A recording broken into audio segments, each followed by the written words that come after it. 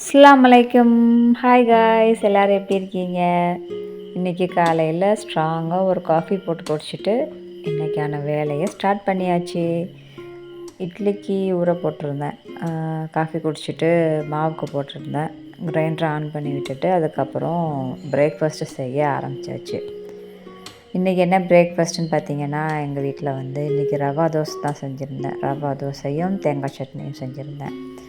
ரவா தோசைக்கு ஒரு கப்பு ரவை, நம்ம எந்த கப்பில் மெஷர்மெண்ட் எடுக்கிறோமோ ஒரு கப்பு ரவை, அரை கப்பு மைதா போடுவாங்க. நான் மைதா யூஸ் பண்ண மாட்டேன், அதனால் நான் கோதுமை மாவு யூஸ் பண்ணிக்கிட்டேன்.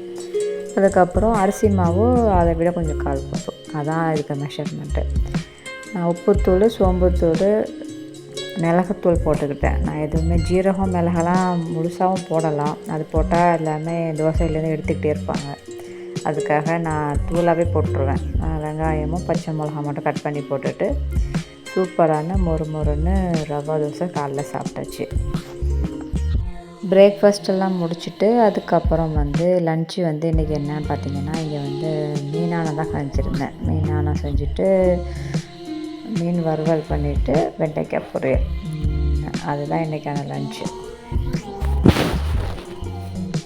இன்றைக்கி சமையல் வேலை ரொம்ப சீக்கிரமாகவே முடிஞ்சிருச்சு. ஒரு 1 ஹவரில் எல்லா வேலையுமே முடிஞ்சிருச்சு.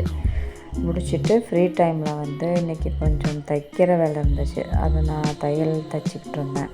அப்படியே இன்றைக்கான டே முடிஞ்சிச்சு. ஓகே ஃப்ரெண்ட்ஸ், இன்றைக்கான வீடியோ இவ்வளோ தான். நம்ம இன்னொரு வீடியோவில் மீட் பண்ணலாம். ஓகே, தேங்க்யூ, தேங்க்ஸ் ஃபார் வாட்சிங். டாட்டா, பாய்.